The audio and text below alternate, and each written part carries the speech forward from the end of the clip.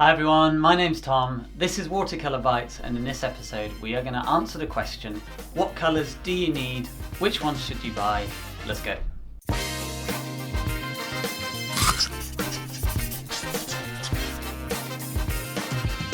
When you walk into an art shop or you go online, there's a huge array of colours and it can be a little bit overwhelming, especially, but not exclusively, when you're starting out and you're not sure where to begin. And actually, whatever our level or ability, we can easily be distracted and beguiled by all of these pretty colours.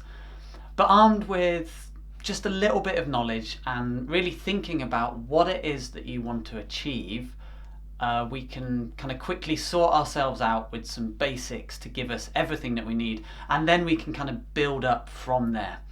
So which colours do we need? Which ones are actually useful? Which ones are a good staple to have on hand? I'm going to talk through my own colour choices, but more importantly, I'm going to explain why I've chosen them, and then hopefully this will help you when you're making your own. So with watercolour there are of course other considerations, but let's kick off with just the actual colours themselves. And as always, simple is usually best, and whilst I actually own a pretty good amount and a good range of colours, I really only have a core maybe 6 or 8 colours that I use pretty much for all of my paintings. The rest are just kind of convenience colours, or even just some really fun extra colours to play around with. So when starting out, it always made sense to me that I wanted the maximum range of colour mixes available for the smallest price, or the minimum amount of tubes.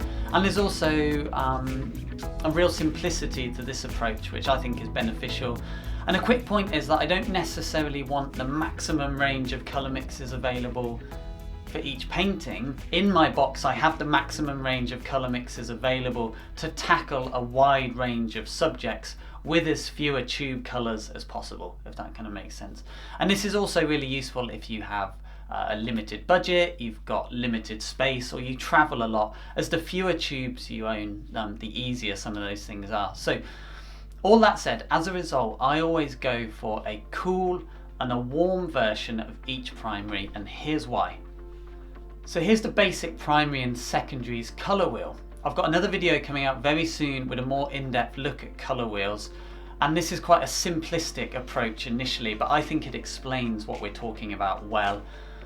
So if I choose one red, let's say Pyrrole, which sits here, or you could choose any warm red like vermilion, naphtha, cadmium light, etc.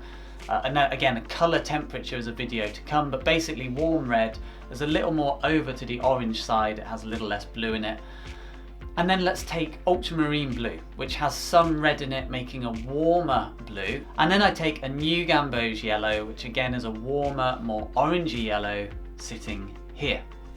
Now, if I join all of these points on the colour wheel together, this roughly gives me my colour range. And you can see with a warm version of each primary only, there's a real bias towards the orangey side of the colour wheel, but I'm missing out on a whole load of possible greens and purples. I've limited my colours and my colour mixing choices. So as I said, this can be good for an individual painting, but if I wanted a bright, vibrant green or a really vibrant purple, I just cannot reach it with this particular set of primaries.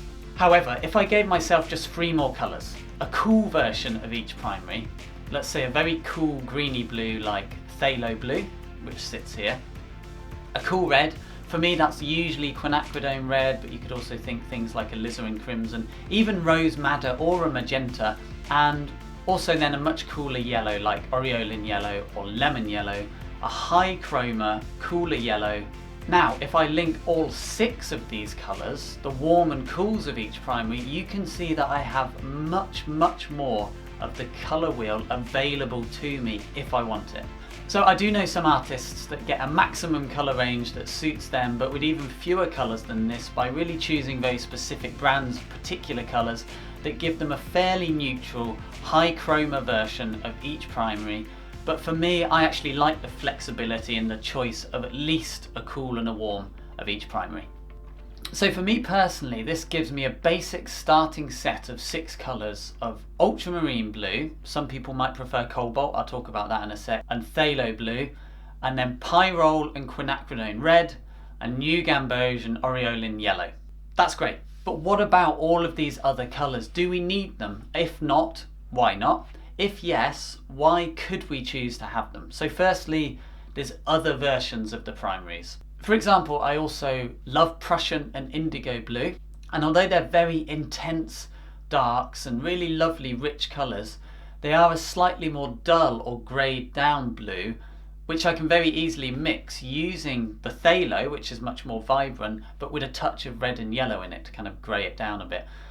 So I do own Prussian and indigo, but I find myself rarely using them because my other blues give me more choices overall.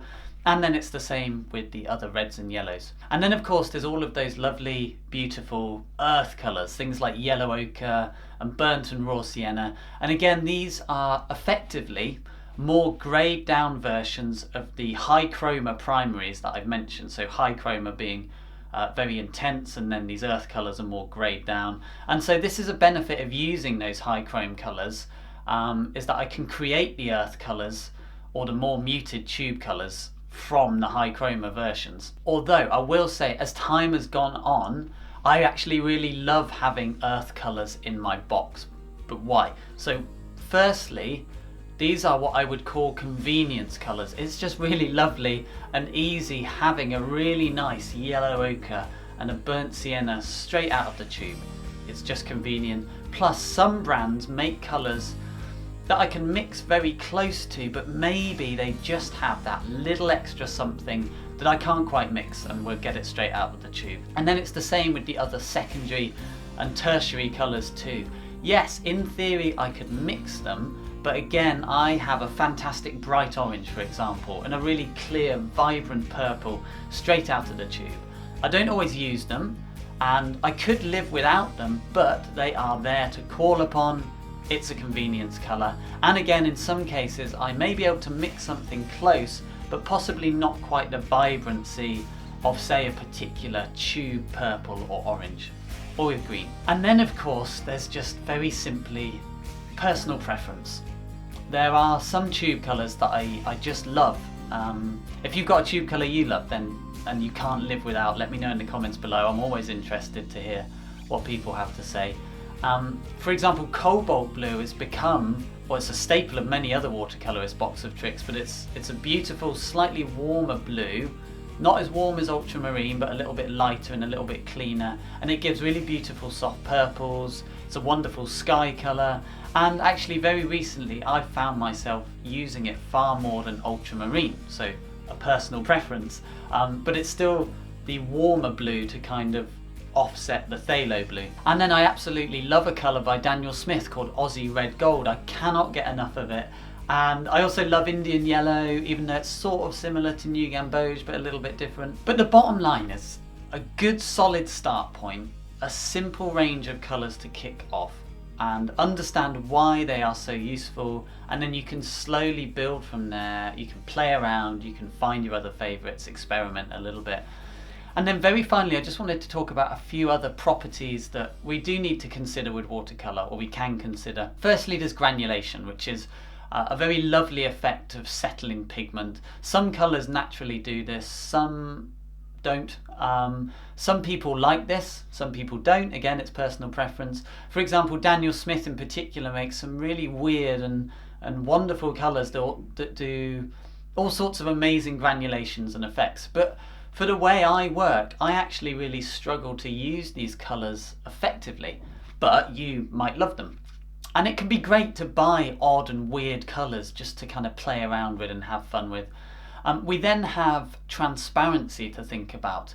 So colours are generally transparent, opaque or semi-opaque, and I personally work with almost entirely transparent colours.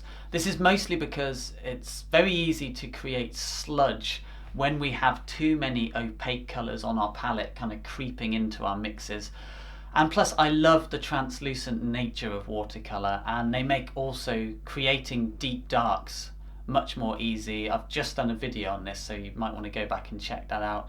So I purposely have mostly transparent colours in my box, plus then an opaque turquoise simply because I love it. I've got a couple of opaque blues because they can be really fun to kind of splatter into drying washes and drop into drying washes. And I also have a Chinese white for the odd kind of mist highlight or the very occasional drop into a wet wash to create some interesting effects.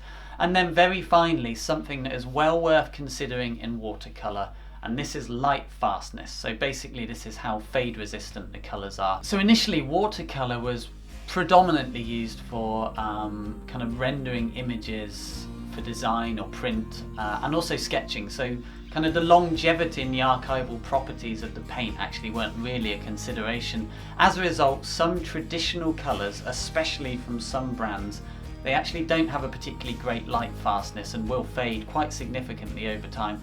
However, these days, with advancements in paint over the years and companies kind of starting to really realise the importance of this particular property and the introduction of pigments from other industries like the automotive paint industry with the quinacridones and other things, it's actually very easy to choose paints that have a very light or very high light fastness.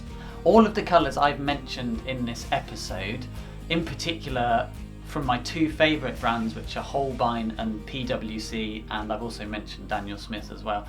These are all chosen for a high strength of pigment, very transparent on the whole, apart from the odd opaque one that I mentioned, and very, very light fast. And there are obviously lots of other companies, but those are my particular favourites at the moment. So that's it, guys. I hope you found that useful. Maybe it simplified things, maybe it made things more complicated, but that's my approach to choosing which colours to buy, which ones to have. Do let me know if you've got any questions in the comments. I'm more than happy to ask them. There's lots more in-depth videos to come on some of the colour theory aspects which we've touched on here. And please do consider subscribing, and don't forget you can find more exclusive content over on my Patreon channel. The links are in the description. And I also keep forgetting to mention that I do host a podcast where I chat to loads of other wonderful artists about all things art and painting, and also, if you're interested, a lot of talk about kind of the business side of being an artist. It's called Creative Perspectives. Again, the links are in the description. Until next time, guys, happy painting, and I will see you soon.